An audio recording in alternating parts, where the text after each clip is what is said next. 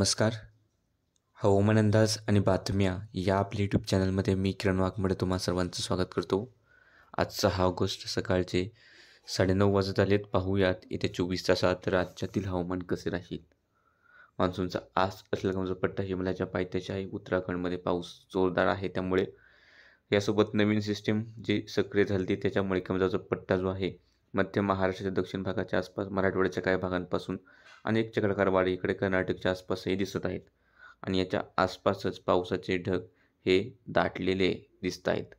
याच्यावर आणखी अंदाज दिला तर राज्याच्या दक्षिण भागांमध्ये पावसासाठी वातावरण पोषक होताना दिसतंय. तर तशा प्रकारे सकाळच्या 8:15 वाजताची सॅटेलाईट इमेज आहे. यामध्ये दिसते की सोलापूरमधील बऱ्यापैकी भागांमध्ये, धाराशिव असेल, लातूर, नांदेड बऱ्याच ठिकाणी मेघगर्जनेचा पाऊस सुरू आहेत. सांगली, कोल्हापूरच्याही भागांमध्ये, बेळगावच्याही काही भागांमध्ये पावसाचे ढग आहेत. त्यानंतर छत्रपती संभाजीनगर शहराच्या आसपासही पाऊस झाला आहे. ही 8:15ची इमेज आहे. आत्ता तो या ठिकाणचा पाऊस थांबलेला आहे.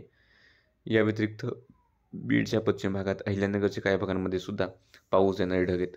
सोलापूर शहरात गेल्या 24 तासात 107 मिलीमीटर इतक्या पावसाची नोंद झालेली आहे.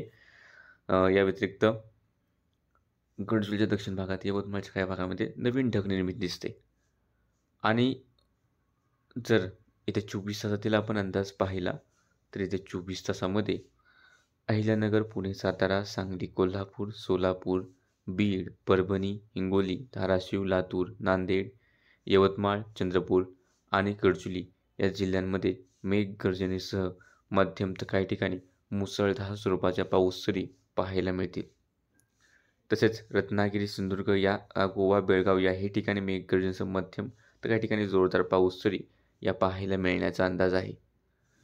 तर नाशिक, ठाणे, रायगड, छत्रपती संभाजीनगर, जालना, बुलढाणा, अकोला, वाशिम, अमरावती, वर्धा, नागपूर, भंडारा, गोंदिया हे जे काही जिल्हे आहेत या ठिकाणी काही भागांमध्ये स्थानिक पातळीवरती ढग निर्मिती होईल आणि गडगडाट होऊ शकतो. मात्र सार्वत्रिक पावसाचा अंदाज या उत्तरेकडील जिल्ह्यात नाही. ज्या ठिकाणी स्थानिक ढग तयार होतील त्या ठिकाणी पाऊस होईल. आणि त्यात ढग तयार नाही झाले तर पावसाची विशेष शक्यता नाही. नंदुरबार, जळगाव, धुळेच्या भागांमध्ये विशेष पावसाचा अंदाज नाही. मुंबई शहर उपनगराच्या आसपासही विशेष पाऊस होण्याचा अंदाज दिसत नाही. बाकी सध्याच्या अंदाजामध्ये इतकंच. दररोजच्या हवामानाचे अंदाज पाहण्यासाठी चॅनल सबस्क्राईब करून घ्या. व्हिडिओ लाईक आणि शेअर करायला विसरू नका.